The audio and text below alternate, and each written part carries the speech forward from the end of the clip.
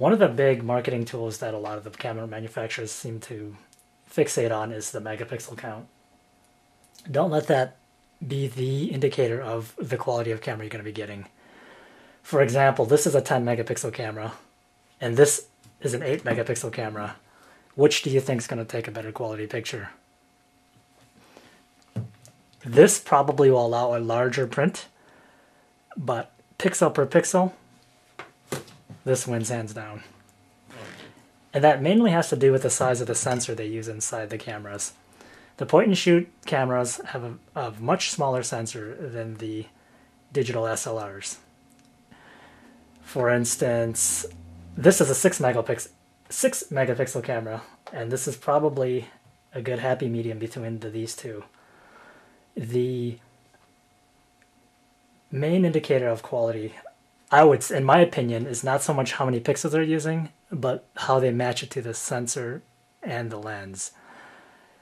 If they cram too many pixels in one area, what happens is you lose light sensitivity as well as image quality. For example, I'll give you a quick illustration here. So if you have a camera sensor,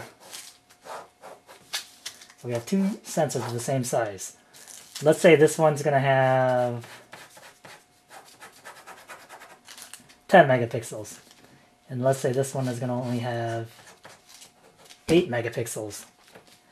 Now the size of the sensor is the same, but they're cramming a lot more pixels into this 10 megapixel one as they are to this 8 megapixel one. And what that means is each of the pixels have a little lens which captures the light and focuses it onto each pixel. When there are more pixels crammed into the same area, you're losing light sensitivity because then the little pixel has to work that much harder to resolve the light entering the pixel. That generally translates into a noisier image. So the grain, in terms of film equivalent, your grain goes up.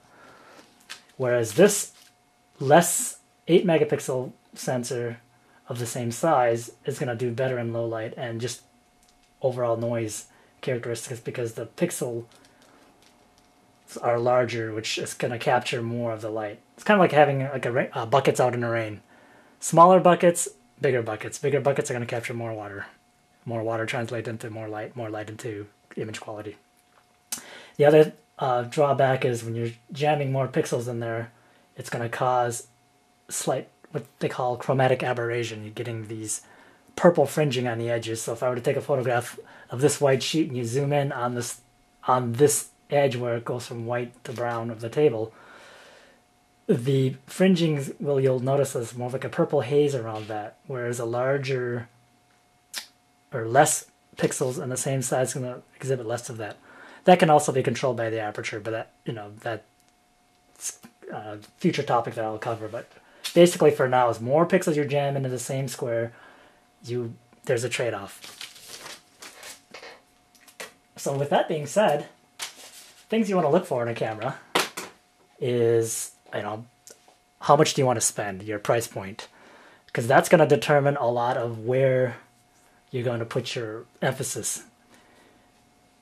This guy right here,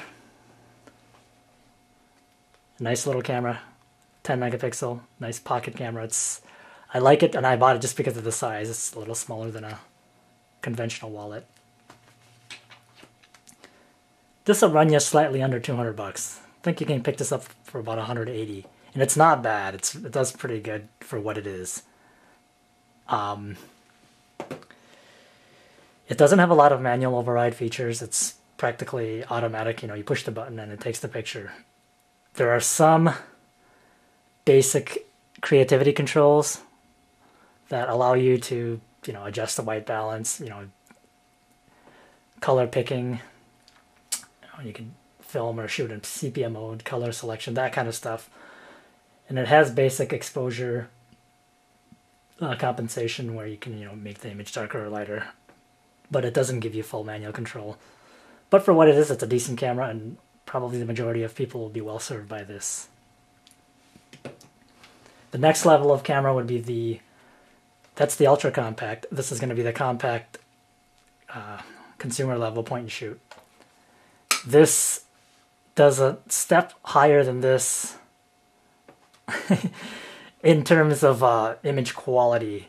Now remember, that's a 10 megapixel, and this is only a 6. But in that sensor size, they're jamming a lot more into that than they're in here. The other nice thing about this camera that I enjoy, I don't know if the camera can pick it up here, is it does have other options. Not only do you have fully automatic, but you have manual override as well as aperture and shutter priority. And I'll get into that in the successive videos. But that basically gives you a little more creative control. And this camera, for the money, is a pretty decent value. I think I picked this up for under $300. This is the Canon S3 IS, since replaced by the S5 IS, which adds a hot shoe mount, so you can attach a traditional flash on top of that. And I think they upped the megapixels to 8, which I wasn't too crazy about. The other nice thing I like about this, it does have the flip-out LCD screen. And it does take traditional standard AA batteries, whereas some of the newer ones use a proprietary rechargeable, which nothing's wrong with it, but this, you know, you run out of batteries, pick these up anywhere.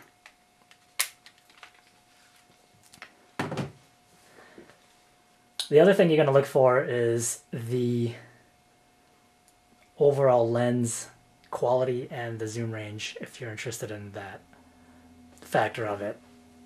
They'll always give you a 35mm equivalent. They'll say 35 to 105.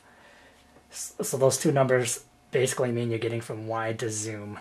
And when they use the 50mm equivalent, like on a small camera like this, you might see it advertised as 7.2mm to whatever. But they always give you the 35mm equivalent, because that's the standard norm for focal length calculation back in the days of film. 35mm film cameras, you know, very similar to this. This is the SLR, but they had the compact versions as well. Now 50mm, this is also kind of simplifies everything, is 50mm is considered standard. So when you look through a lens of a 50mm camera, nothing is magnified and nothing is distorted in terms of wide angle. Anything below 50mm, like a 35mm or 28mm, that's going to be considered wide angle. Anything higher than the 50mm is going to be considered zoom or telephoto. Zoom just indicates that you can slide from one focal range to the next. So if you have a 28 to 105mm zoom, that just means you can go from wide angle to telephoto. Telephoto just implies that it's magnified. So just keep that rule in mind. 50mm, 35mm equivalent. I don't mean to throw out all these millimeter terms. 35mm film equivalent means that's the size of the film, 35mm film equivalent. And the lens number, 35mm, is wide angle because it's less than 50mm at the zoom range. So if you want a wide latitude, if you know, from going to wide to zoom is important to you, you want something with a wider zoom range, which this one actually happens to have. They call these super zooms because it zooms out to equivalent of 180mm zoom on a 35mm camera. And then there's that distinction between optical zoom and digital zoom. Optical zoom is the zooming function is handled by the camera lens itself, and it's generally going to be higher quality. Digital zoom is where the camera sensor magnifies to crop out the outer edges, so it's zooming in already on the pixel that it uses.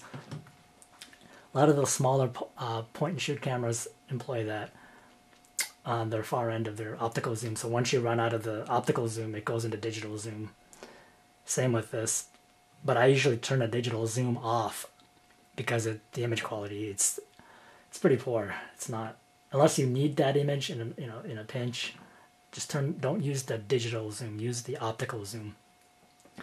The other thing to look for is optical image stabilization. What that does is kind of like this Handycam or the Steadicam, where when you're moving your hand around like this, especially at the farther telephoto zoom range, it helps to stabilize and minimize camera shake.